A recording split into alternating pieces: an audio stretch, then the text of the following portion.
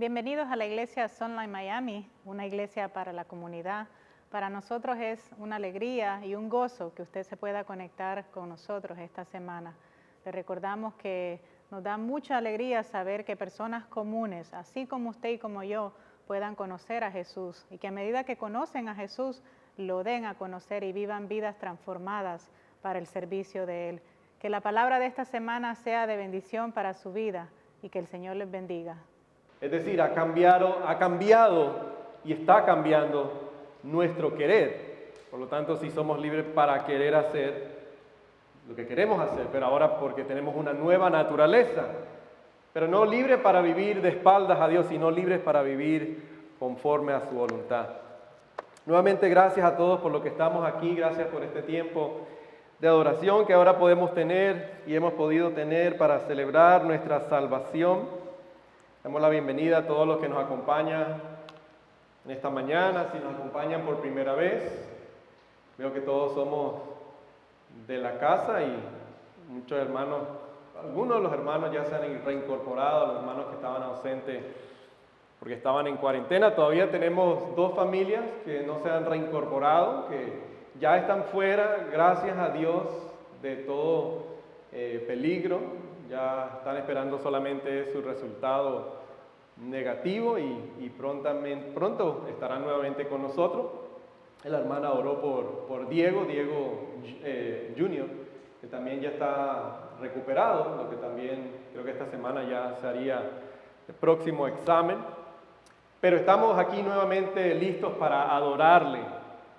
Gracias a todos los que han colaborado en esta mañana para poder tener este servicio de adoración. Ahora, como siempre me gusta repetir, este es el tiempo primordial de nuestro servicio, por el cual gira nuestro servicio de adoración. Hemos orado, hemos traído nuestras peticiones, hemos dado gracias, hemos confesado, pero ahora nos sentamos, nos inclinamos incluso en nuestra silla con la anticipación de que Dios nos va a hablar a través de su palabra, a través del Evangelio.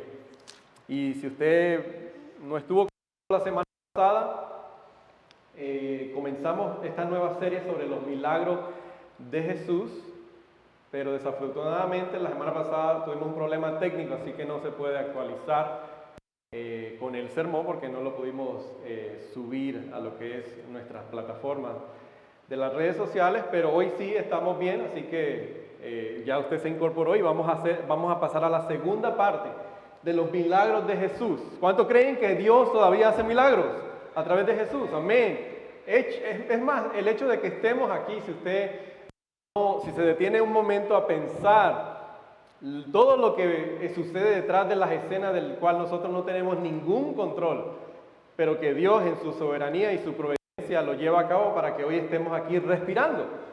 Y estamos aquí, eso es un milagro, lo que a veces no lo vemos de esa manera. Muchos hemos venido de diferentes distancias, algunos más cercanos, pero el hecho que estamos respirando, que las células en nuestro cuerpo están funcionando, que nuestro corazón está enviando oxígeno a nuestra sangre y al cerebro, eso es un milagro. Eso no tenemos nada que ver nosotros. Sí, hay cierta responsabilidad, ¿verdad? Nosotros nos cuidamos, tomamos medicamentos si es necesario, seguimos los requisitos o las recomendaciones de los médicos, pero por encima de todo eso está la soberanía de Dios. Es más, incluso algunos de nosotros que estamos aquí hemos sobrevivido, ¿verdad? El COVID. Y estamos aquí por milagro. Es un milagro. ¿Podemos darle gloria a Dios a eso o no? Amén. Podemos darle gracias a Dios. Y por eso es que estamos hablando acerca de los milagros de Jesús, porque de alguna manera yo creo que la iglesia ha cometido muchos errores en cuanto a el significado y el objetivo de los milagros. A veces se han llevado un poco al extremo, pero entonces es lo que queremos hacer como iglesia, es estudiar entonces, como vimos la semana pasada, la palabra nos dice que es la primera señal que hizo Jesús, o nos narra el autor del Evangelio de Juan, que fue el milagro de convertir el agua, ¿en qué? En vino. Pero a veces nos quedamos solamente enfocados, y muchos hermanos después me hicieron comentarios, no muchos, déjenme no exagerar, algún hermano que otro me hizo el comentario y me doy cuenta que se quedó enfocado en el vino, si tenía, qué por ciento de alcohol tenía o no tenía, pero ese no era el propósito del milagro.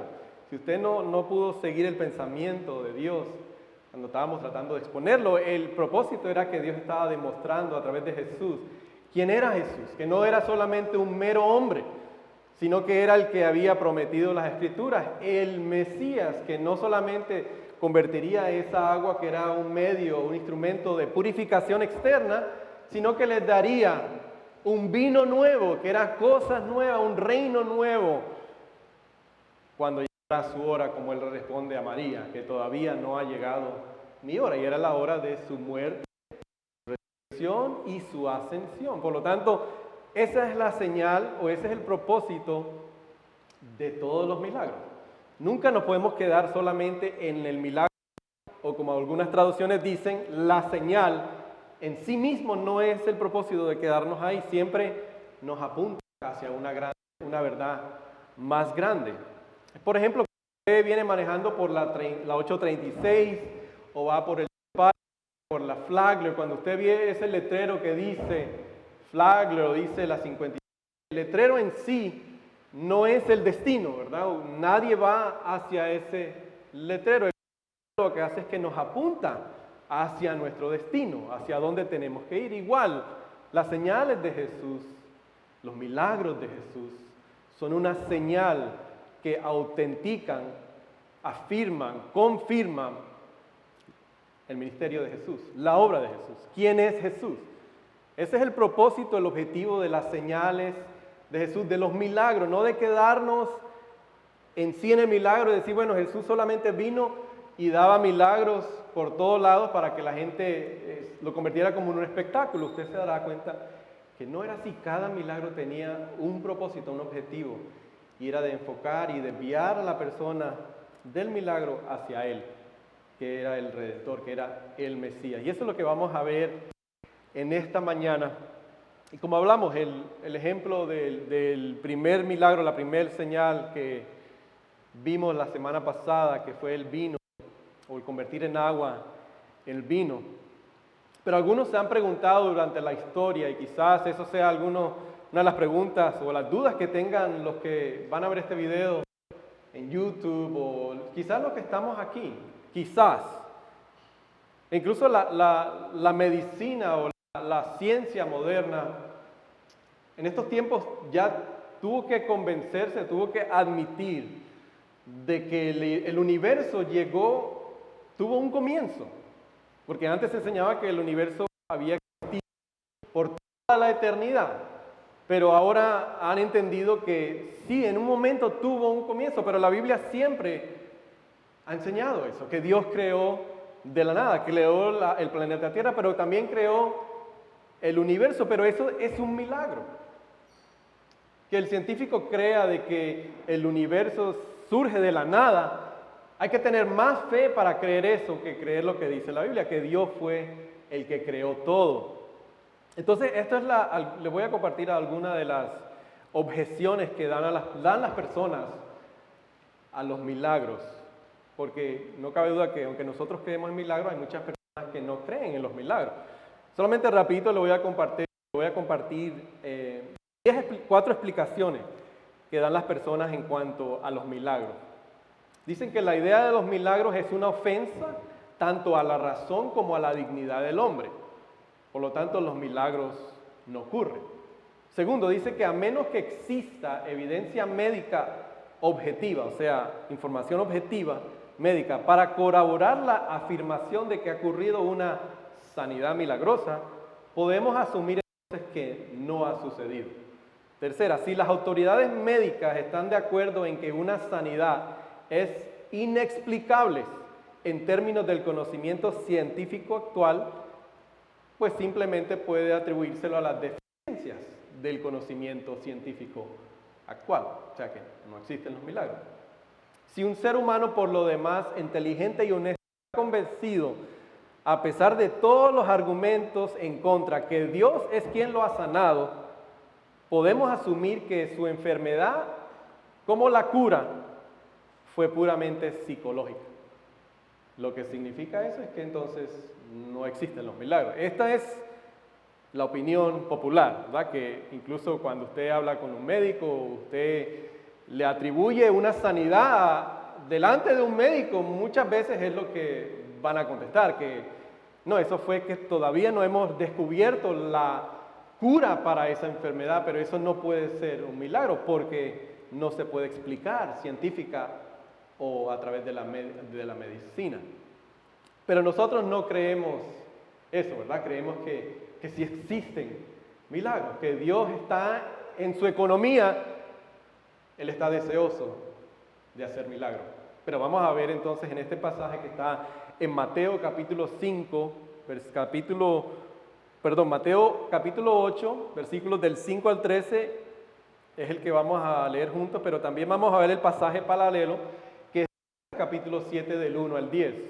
En la mayoría de las sillas hay una Biblia igual a esta, y puede estar en la página 1478 si usted quiere leer conmigo, porque no lo tenemos en la pantalla. Y hoy vamos a estar viendo lo que se conoce como el milagro, o se le llama la fe del centurión, el milagro que Dios a través de Jesús hace para el centurión. Si pueden, en honor a la palabra de Dios, ponerse de pie y vamos a leer rapidito este pasaje que está del versículo 5 al versículo 13 del capítulo 8 de Mateo. Vamos a pedirle al Señor que ilumine su palabra. Amado Padre, te damos gracias nuevamente y pedimos que ahora tú, Señor, seas el que ilumines tu palabra. Oh Dios, que lo que yo diga, que no sea conforme y consistente con tu palabra. Oh Dios, que tu Espíritu Santo logre que no lo recordemos, pero todo lo que venga de tu palabra, todo lo que sea tu voluntad, oh Dios, que hoy nos redarguya, que nos anime, que nos fortalezca y que hoy salgamos con un deseo aún mucho más grande del cual traíamos para amarte a ti sobre todas las cosas y amar a nuestro prójimo como a nosotros mismos. Te lo pedimos en el nombre de Jesús. Amén. Dice la palabra de Dios: al entrar Jesús en Capernaum, se le acercó un centurión pidiendo ayuda. Señor, mi siervo está postrado en casa con parálisis y sufre terriblemente. Jesús le responde: iré a sanarlo. Respondió Jesús. La respuesta del centurión: Señor, no merezco que entres bajo mi techo, pero basta con que digas una sola palabra y mi siervo quedará sano. Porque yo mismo soy un hombre sujeto a órdenes superiores y además tengo soldados bajo mi autoridad. Le digo a uno, ve y va, y al otro, ven y viene. Le digo a mi siervo, haz esto, y lo hace. Al oír esto, Jesús se asombró y dijo a quienes lo seguían: les aseguro que no he encontrado en Israel a nadie que tenga tanta fe. Les digo que muchos vendrán del oriente y del occidente y participarán en el banquete con Abraham, Isaac y Jacob en el reino de los cielos, pero a los súbditos del reino de los cielos se echará fuera a la oscuridad, donde habrá llanto y rechinar de dientes. Luego Jesús le dijo al centurión: ve, todos como creíste, y en esa misma hora aquel siervo quedó sano. Pueden tomar asiento. ¿Alguna vez le ha sucedido a usted que intenta buscar a algo y no lo encuentra? Pero cuando no lo busca, entonces sí aparece. Y cuando uno reflexiona y se pone a pensar de encontrar ese objeto, ese obsequio, se da cuenta que usted buscó, hemos buscado en todos los lugares equivocados. Que encontramos ese objeto, ese obsequio en el lugar donde menos nos esperábamos, pero aparece. Y es ahí la referencia que hace Jesús a la poca fe de Israel, como dice en el versículo 10. Jesús se asombró y le dijo a quienes lo seguían: les aseguro que no he encontrado en Israel a ninguna persona o a nadie que tenga tanta fe. Israel, el pueblo de Dios, los judíos buscaron en todos los lugares equivocados. Yo quiero que vayamos a desarrollar este milagro para ver, no solamente quedarnos en el milagro, pero ver cuál es el objetivo que tenía Dios, el Espíritu, al revelarnos esto a través de Mateo y también a través de Lucas. Pero primero hay que hacer la pregunta, bueno, ¿por qué Jesús presupone o asume que el pueblo de Dios, los israelitas o los judíos, tenían más responsabilidad que cualquiera de nosotros en buscar en el lugar correcto? Versículo 12, que lo tienen ahí en su pantalla, dice, porque a los súbditos del reino, ahí está haciendo referencia Mateo específicamente a los hijos de Dios. ¿Por qué sabemos? Porque a Israel, a los judíos, todo lo que nos dice las Escrituras, tanto del Antiguo Testamento, llegando al Nuevo Testamento, es que ellos eran los recipientes de la ley de Dios, las promesas de Dios, los pactos de Dios, los patriarcas, como dice aquí, Abraham, Isaac, Jacobo. Ellos tenían que haber buscado en el lugar correcto, pero Jesús les reprimina a manera de reprensión, dice en este pasaje, ellos buscaron en los lugares equivocados. Por eso dice, no he encontrado en Israel a nadie que tenga el contenido de la fe que tiene este centurión. Y eso vamos a ver y desarrollar. Pero también surge otra pregunta, pero ¿por qué ellos, como dice el salmista, por qué ellos tenían que anhelar, como el siervo busca por las aguas? Porque ellos debían de anhelar ser rescatados, ser salvados. Bueno, si usted sabe un poquito de la historia, no solamente bíblica, pero extra bíblica de la historia, nos demuestra que el pueblo de Dios estuvo bajo opresión, bajo esclavitud desde Egipto, cuando Dios lo libera a través de Moisés a la tierra prometida, pero inmediatamente entonces vuelve y cae bajo opresión de un imperio conocido como el imperio asirio. Es llevado a esclavitud. No pasa mucho tiempo y después la otra tribu que quedó separada, la del sur, entra y cae bajo presión por el imperio babilonio. Y son llevados como exiliados a Babilonia. Destruyen el templo. Viene entonces el reino medo-persa y les permite regresar el emperador a construir el templo, construir las murallas, pero después viene otro imperio, el imperio griego, y otra vez viene y los lleva y los oprime y no les permite realizar su religión, sus sacrificios, su participación en la sinagoga. Pero viene la dinastía de los Ptolemaicas, los Selúcidas. ¿Para qué decirles? Una tras otra vez el pueblo vivía bajo presión, esclavitud, no podían ejercer su fe, no podían vivir libremente. ¿No se nos parece algo similar a la historia de muchos de nosotros? Y en ese momento llega entonces el imperio romano y aquí el centurión. Por lo tanto, ellos anhelaban ser rescatados. Ellos anhelaban a ese Mesías, ellos anhelaban a aquel que lo viniera a rescatar, como la historia nos dice que en algún momento vino Judas Macabeo y fue el que incitó una rebeldía en contra de los poderes griegos. Y lo logró, pero después viene el imperio romano. Pero ellos lo anhelaban, ellos anhelaban ser rescatados, ellos anhelaban ser un pueblo independiente, una nación independiente, un pueblo donde pudieran adorar a su Dios libremente. Y tenían a Jesús tan cerca, tenían la solución, tenían lo que estaban buscando en el lugar equivocado, pero lo tenían delante de sus propios ojos. Y Juan nos dice que a los suyos vino, a lo que era suyo, pero los suyos no lo recibieron, porque siguieron buscando en un lugar equivocado. Por eso es la reprensión de Jesús. No he encontrado tanta fe como en este hombre, en todo mi pueblo, en todo Israel, porque buscaron en el lugar equivocado. Pues usted dirá, pero yo no soy judío. Nadie aquí es de descendencia judía, ¿verdad? Correcto, pero todos también buscamos ser rescatados.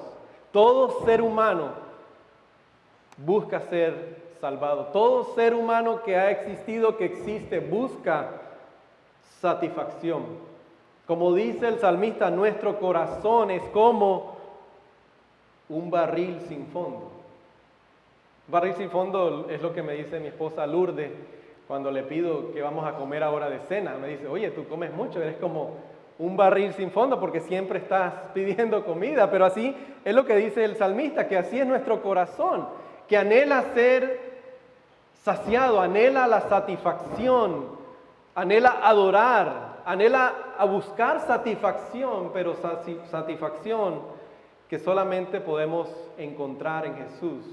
Una satisfacción que solo Jesús puede producir dentro de nosotros. Pero igual que los judíos, todo ser humano lo buscamos en lugares equivocados.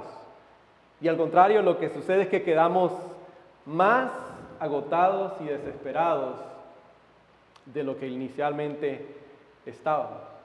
Ahora, la pregunta para relacionarnos con la caída o el dolor del pueblo judío, el pueblo israelita, los hijos de Dios, para no decir, bueno, pero es que yo no soy judío, eso no me aplica a mí, es hacer, bueno, ¿cuáles serían algunos lugares equivocados que buscamos ser saciados, buscamos ser satisfechos?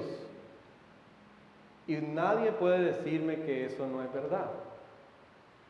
Y si usted no cree en Dios, yo puedo hablar con usted y se lo puedo demostrar que todo ser humano, desde el momento de nuestra concepción, del momento en que abrimos los ojos, es lo primero que buscamos, es ser saciados, es ser satisfechos, es ser amados, conocidos. Pero lo buscamos en lugares equivocados. ¿Cuál sería ese lugar? ¿Será en un matrimonio? Muchos lo buscaban en la presidencia actual. Buscaban, ahí va a venir la solución. Y muchos se han dado cuenta que no puede ser. No hay nada horizontal que nos pueda dar esa paz, esa tranquilidad. Muchos piensan que es en un mejor trabajo. Muchos piensan que es las drogas o el alcohol o el placer. Apetitos buenos que Dios ha puesto en nosotros, pero para manejarlos, para controlarlos, para glorificar a Dios, pero no para dejar que nos controle a nosotros.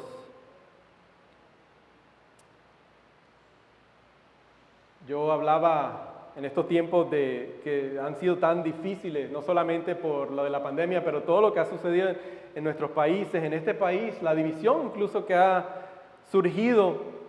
Y orábamos con esta persona a través de una consejería, orábamos por que Dios erradicara el virus. Amén. Todos hemos orado por eso. Nosotros orábamos en el grupo. Orábamos para que Dios le diera la sabiduría al ser humano para traer y sacar una vacuna. Amén. Todos creemos que es la sabiduría de Dios. Dios es el que lo permite. El ser humano es el que tergiversa planes o trata de tergiversar, distorsionar el propósito que tiene, pero la sabiduría es la que Dios le da, independientemente cuál sea su posición de la vacuna o no la vacuna, pero Dios es el que permite, el que utiliza la sabiduría del ser humano. Pero una cosa que quedó clara y que le animaba a esta persona es, pero el momento en que usted y yo pongamos nuestra esperanza en algo terrenal, que usted diga, cuando venga eso, ese día se me acabará mis afanes, mis preocupaciones, ya no tendré más problemas. Eso, el día que venga, usted se dará cuenta que otro día va a venir otro problema. Va a venir otro afán. Si usted no pone su esperanza y no descansa en Jesús. Y es lo que ha sucedido. Si seguimos poniendo nuestra esperanza en las cosas temporales. O sea, entonces nos podemos dar cuenta hasta ahora es que los milagros de Jesús, las señales de Jesús tenían no un fin en sí mismo, sino apuntaban hacia algo más. Lo que podemos ver en el ministerio de Jesús, cuando hablamos del ministerio de Jesús, es lo que vino Jesús a hacer. De una manera metafórica, Jesús nos deja ver, y especialmente Mateo, porque es importante entender que Mateo le escribe a una audiencia específica, inicialmente de mentalidad judía. A ellos es que él les está escribiendo específicamente. Obviamente a nosotros nos llega la palabra y lo vamos entendiendo, pero hay que verlo con el lente de una mente judía. Por eso él empieza su evangelio diciendo que Jesús era el hijo de Abraham, o sea, la simiente de Abraham, pero también hijo de David, y a través de su evangelio quiere demostrarle a los judíos que él era el Mesías. No solamente había venido para los judíos, sino para todo el mundo. Y metafóricamente lo que podemos ver, quizás usted esté de acuerdo conmigo o no, pero Jesús nos muestra, y lo vamos a ver en este pasaje, es que el pecado lo relaciona con la enfermedad, pero no el hecho de que yo peco y por lo tanto estoy enfermo. Al contrario, Jesús destruyó todas esas presuposiciones que mi pecado es lo que causa mi enfermedad. No, al contrario, es que el pecado se convierte como una enfermedad. El pecado es una enfermedad. Y por eso vemos en este pasaje inmediatamente, tanto en Lucas y Mateo, después del Sermón del Monte, que es las enseñanzas de Jesús. Pero aquí, el relato de Mateo, Mateo nos narra primero la sanidad de un leproso y ahora nos narra el milagro y la fe de un centurión. ¿Por qué? Porque son dos tipos de personas que eran consideradas impuras. Para nosotros eso no tiene mucha relevancia porque no es nuestra cultura, pero dentro de una cultura judía, dentro de la religión judía, todo lo que no era judío era impuro. Todo lo que no tenía que ver con la tradición judía israelita, todo lo demás era impuro. Y Mateo inmediatamente narra la sanidad de un leproso, que era que una persona considerada impura. Porque un leproso no podía adorar con las demás personas. El leproso tenía que vivir aislado, no podía vivir con sus familiares, no podía recibir el calor, el afecto de sus familiares, no podía atender el templo, no podía tener una relación con Dios.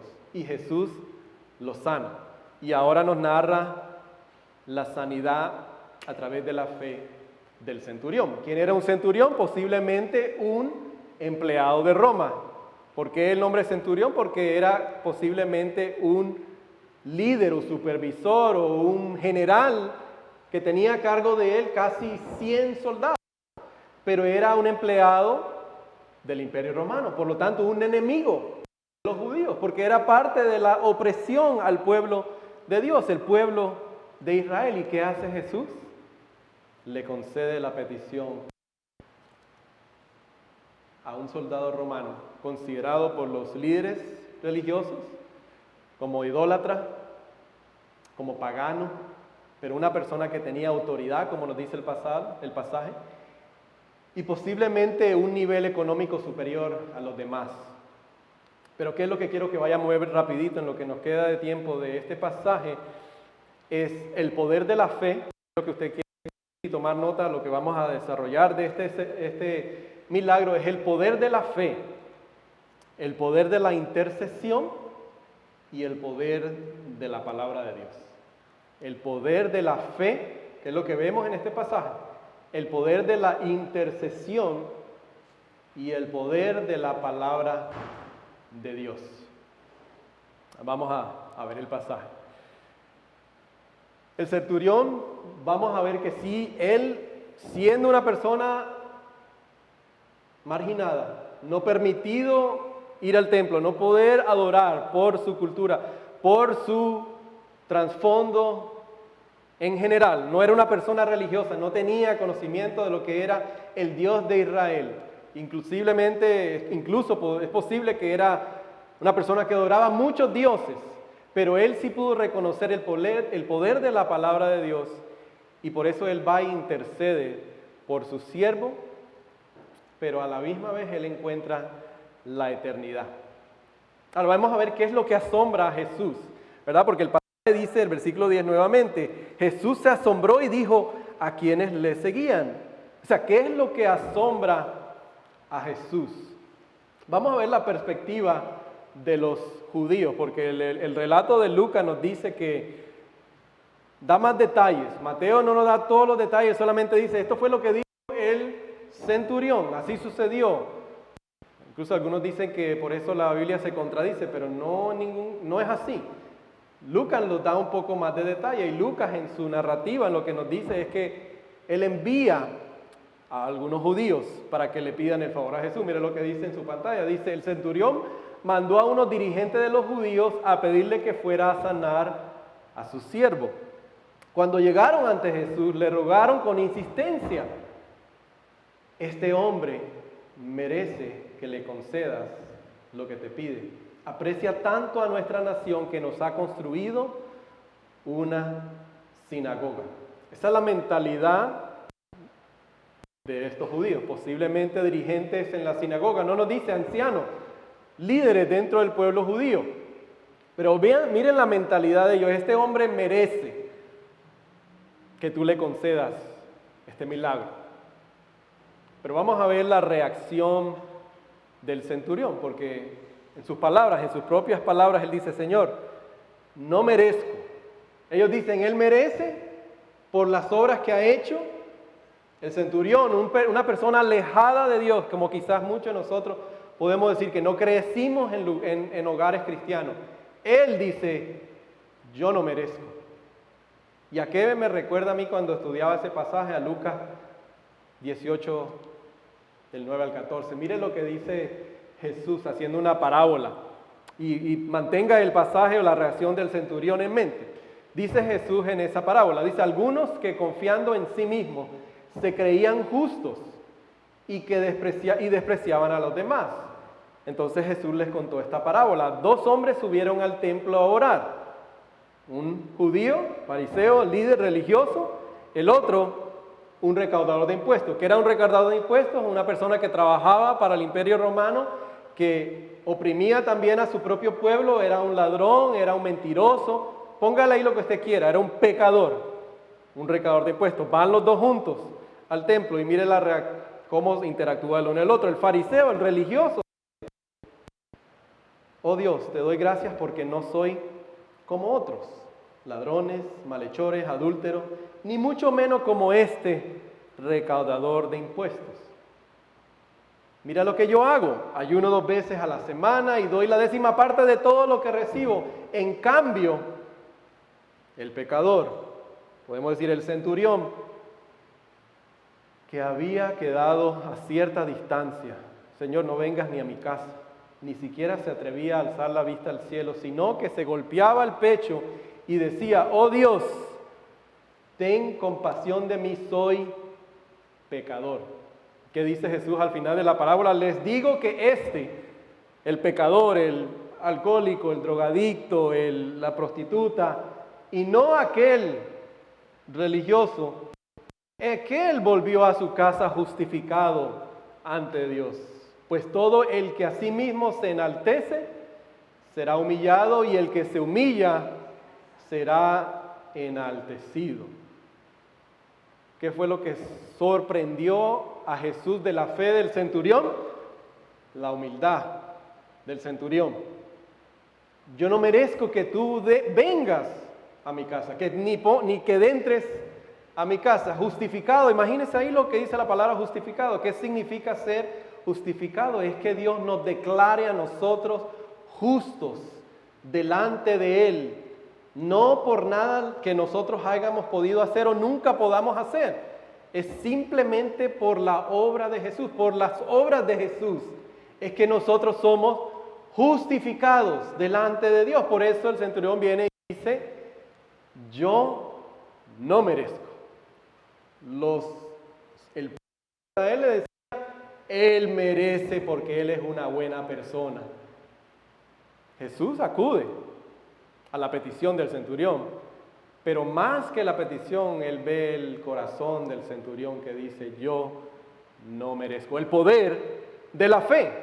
Pero ¿cuál fe, verdad? Porque muchos por ahí hoy en día hablamos de fe, ¿verdad? Pero es algo abstracto. Yo deseo que las cosas me salgan bien, yo tengo fe de que todo va a salir bien.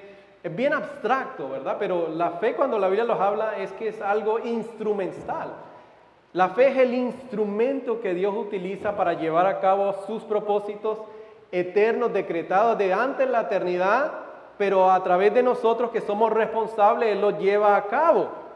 Eso es la fe, es un contenido, es poner entender, poner mi confianza en eso y ahora vivir de acuerdo a eso que yo creo. Eso es la fe, no es algo abstracto, no es creer que las cosas van a salir bien, posiblemente. No, es yo creo, yo tengo la convicción de que todo va a estar bien. Eso es la fe. ¿Por qué? Como dice la canción, todo va a estar bien. Dios tiene el universo en sus manos. Eso es la fe. Y como dice en el versículo 10, al oír esto, Jesús se asombró y dijo, ¿a quiénes lo seguían? Les aseguro que no he encontrado en Israel a nadie que tenga tanta fe. No es la cantidad de la fe. Y eso lo dejó Jesús en claro. ¿O no se acuerdan cuando Jesús dijo, si solamente tuvieras fe como un grano de mostaza, le podrías decir a esta montaña, muévete y se moverá, a la otra y se mueve? No es la cantidad de tu fe, no es que tengas mucha fe, es en quién tienes puesta tu fe. ¿Quién es el objeto de tu fe? ¿Es algo terrenal, pasajero, visible o es en el Dios de lo invisible? ¿En quién tenemos puesta nuestra fe? Es instrumental, pero también la fe nos damos cuenta que no es meritoria. Lo que asombró a Jesús es que el centurión reconoció que él no era digno del favor de Dios, a pesar de ser una persona con poder, con autoridad y con influencia. Vuelvo a decir, la fe no es meritoria, y esto está claro en el pasaje. La fe no me permite a mí llegar delante de Dios y decir, mira mis méritos, Dios, por lo tanto, concédeme. La fe nunca es meritoria.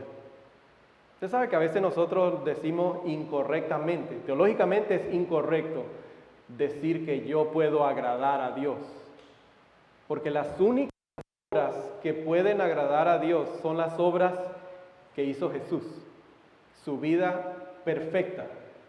Él fue el único que pudo obedecer la ley en toda su plenitud sin nunca haber pecado, siendo tentado en todo y nunca pecó. Por eso fue que Él pudo resucitar de entre los muertos. Solamente las obras de Jesús agradan a Dios. Yo sé que eso suena un poco incómodo porque nosotros normalmente hablamos así, pero nuestras obras, cuando están hechas en Jesús, cuando estamos unidos a Jesús, es que son agradables a Dios.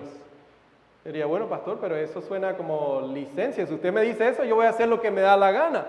No, al contrario, a los hijos, a aquellos que han sido redimidos y escuchan eso, dicen, wow, qué amor.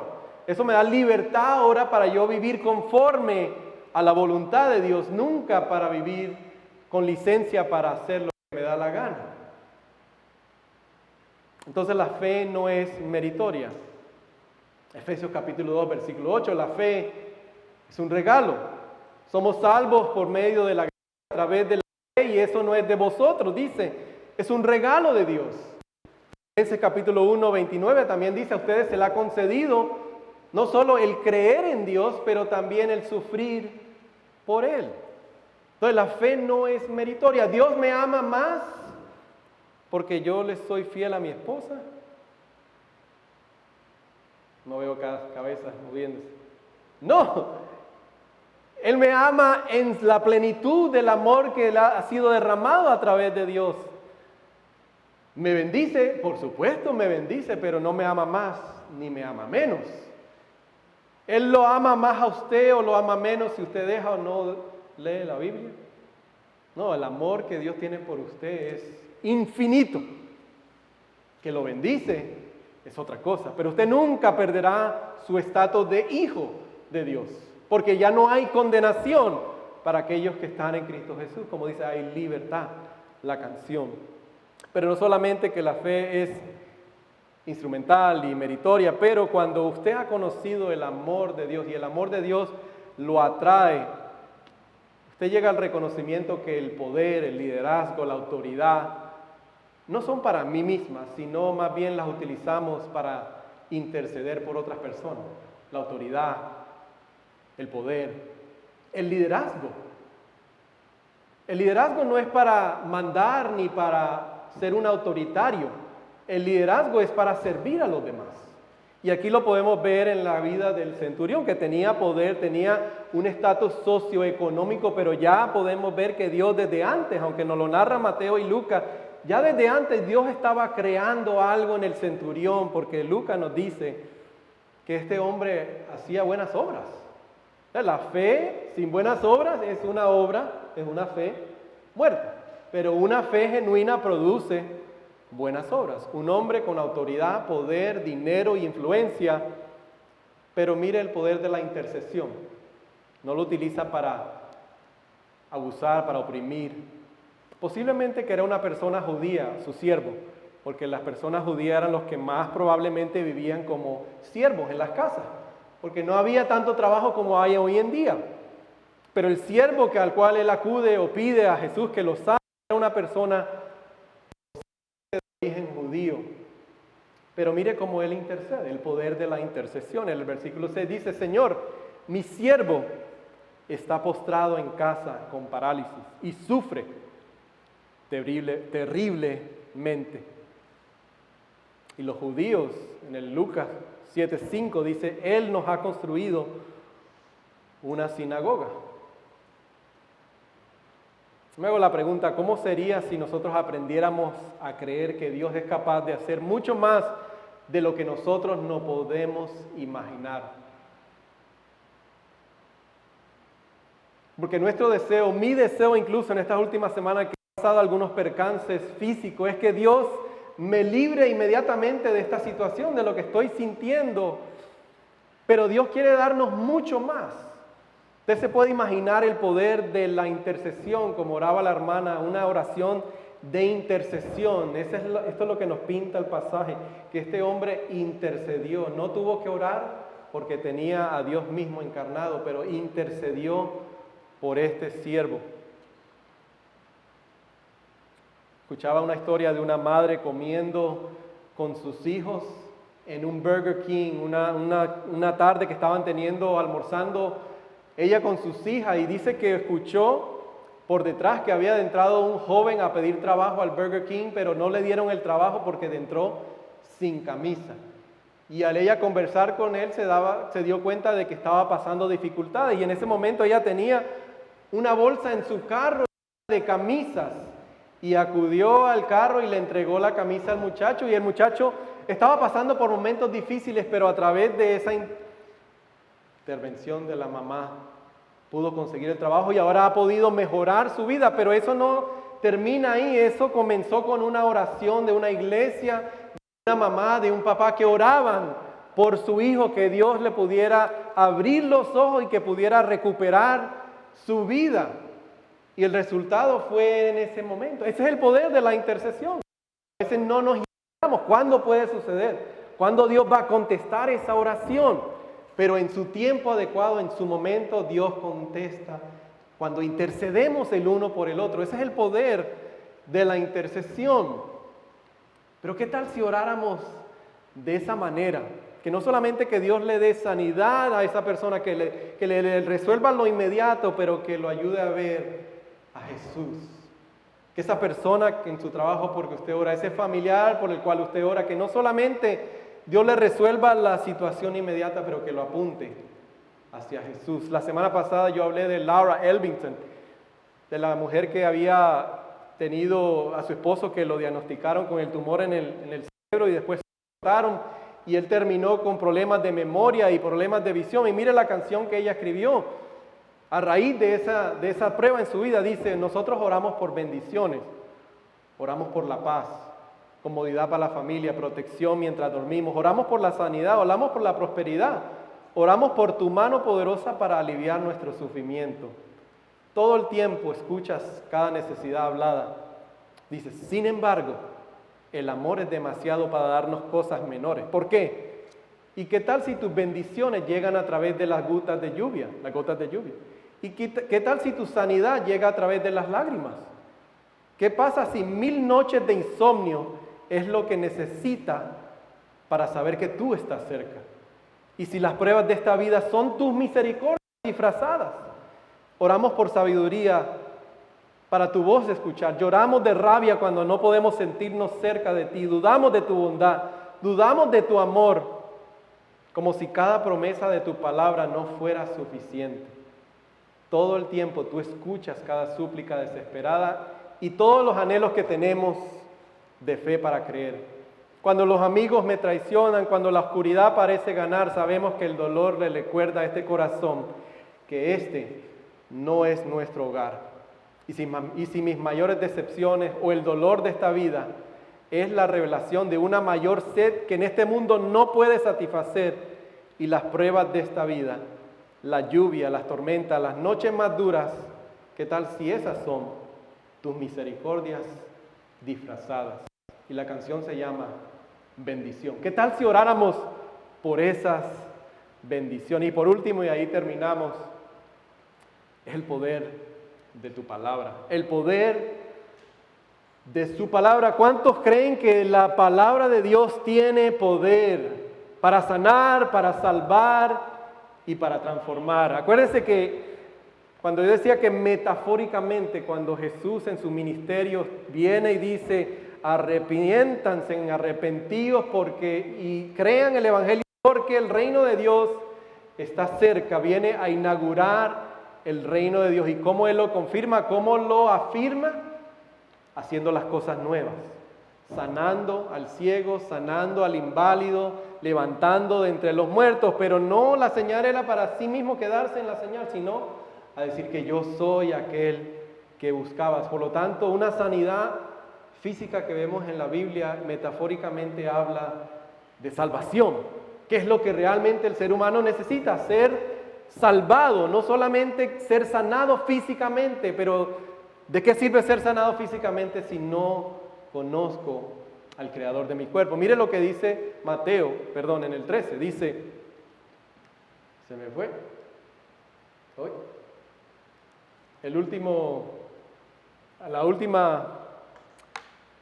en el versículo 13, lo tenemos aquí en la Biblia, dice, luego Jesús le dijo al centurión, ve, todo se hará tal como creíste, y en esa misma hora aquel siervo quedó sano. Y más adelante en el versículo 9 dice, porque yo mismo soy un hombre sujeto a órdenes superiores y además tengo soldados bajo mi autoridad. Le dice prácticamente a Jesús, tú tienes autoridad, tú eres una persona bajo autoridad, yo también soy una persona bajo autoridad, yo mando, tú también puedes mandar, solamente da tu palabra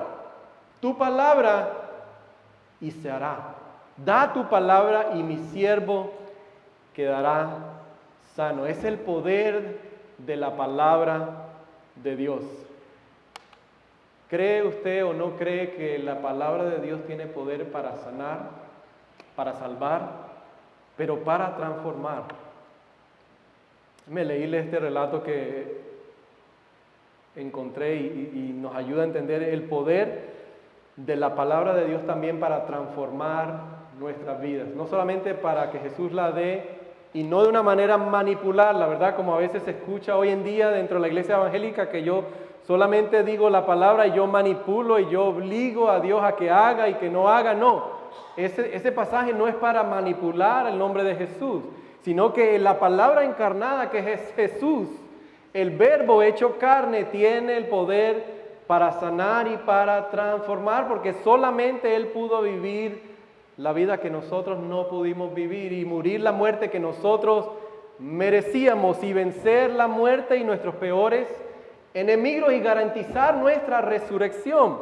Pero mire lo que dice, si usted puede aplicar diariamente la palabra de Dios a su vida, cómo eso puede transformar su identidad. Mire lo que dice, lo que tú te dices todos los días importa.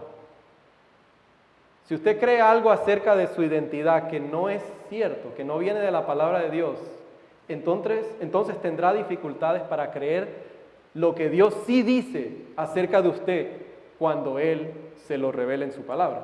Por eso es tan importante identificar las mentiras que se infiltran en nuestro pensamiento y reemplazar esas narrativas falsas con las verdades de la palabra de Dios. Cuando lo haga, comenzará a verse a sí mismo como Él lo ve a usted. Y esto influirá en la forma en que usted trata a otras personas, las situaciones a su alrededor, la oportunidades y los eventos que le rodean. El poder de la palabra de Dios para transformarnos. Ese es el evento, la señal de la fe del centurión que nos demuestra que es la humildad de él que asombra a Jesús porque él reconoce que no es digno de nada. Eso es misericordia, eso es gracia, que recibimos lo que nosotros no merecemos y no se nos da lo que sí merecemos, es misericordia.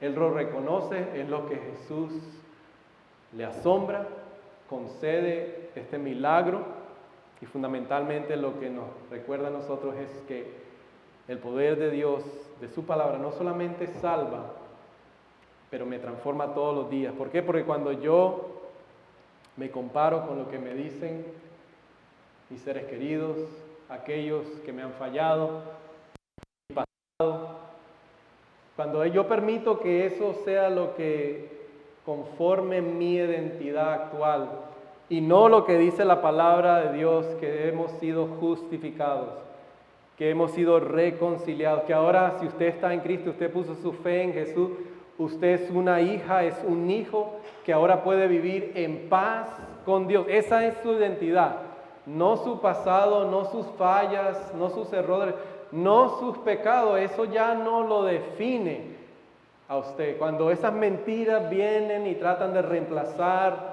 la palabra de Dios, nosotros la reemplazamos con lo que dice la palabra de nosotros y fundamentalmente, y con esto sí terminamos, es que, ¿por qué es la palabra de Dios? Porque fundamentalmente Jesús es la máxima revelación de la palabra de Dios, el verbo hecho carne.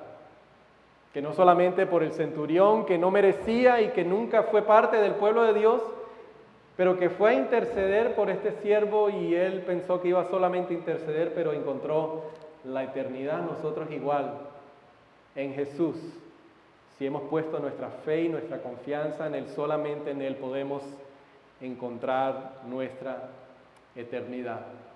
Ese es el segundo milagro que hemos visto, es la fe del centurión. Y mi pregunta para dejarlos a cada uno de nosotros que estamos aquí es, ¿a dónde estamos nosotros en este mismo momento? ¿A dónde está nuestra relación con Dios? Porque el versículo 13, el 12 dice, le digo que muchos vendrán del oriente, del occidente y participarán en el banquete con Abraham y Isaac en el reino de los cielos. O sea, de todo el mundo vendrá gente diciéndole.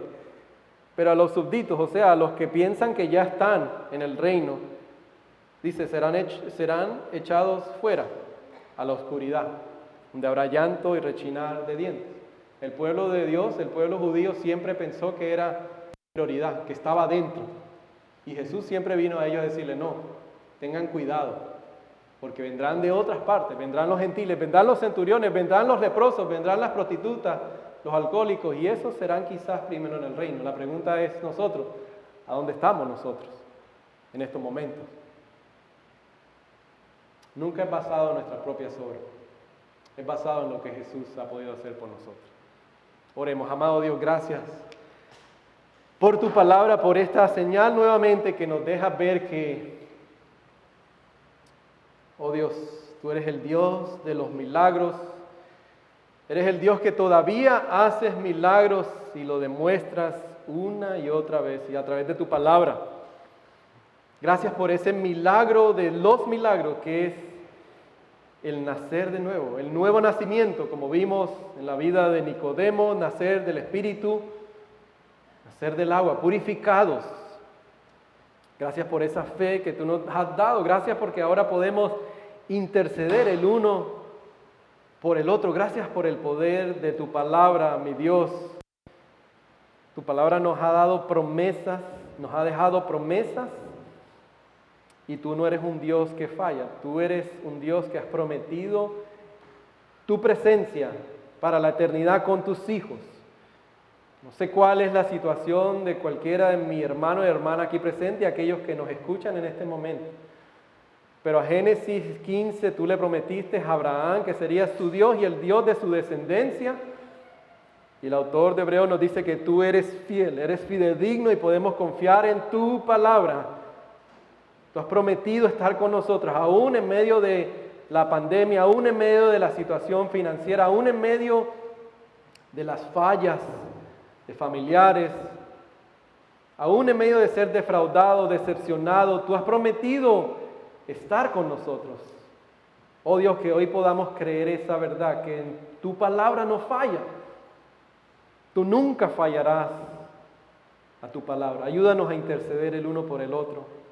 Ayúdanos a orar de esta manera, Señor, que podamos ver no las bendiciones cuando las cosas nos van bien solamente, pero qué tal si podemos ver tus bendiciones a través de las lágrimas, a través de las largas noches sin poder reconciliar el sueño, a través de las dificultades podamos ver tu bendición también, Señor. Todo esto te lo pedimos en el nombre de Jesús. Amén. Gracias por unirse con nosotros esta semana. Espero que esta palabra haya bendecido sus vidas. Deje su comentario y petición y comparte y síganos a través de todas nuestras diferentes plataformas y descargue nuestra aplicación Sunlight Church en el campus Miami. Que Dios los bendiga.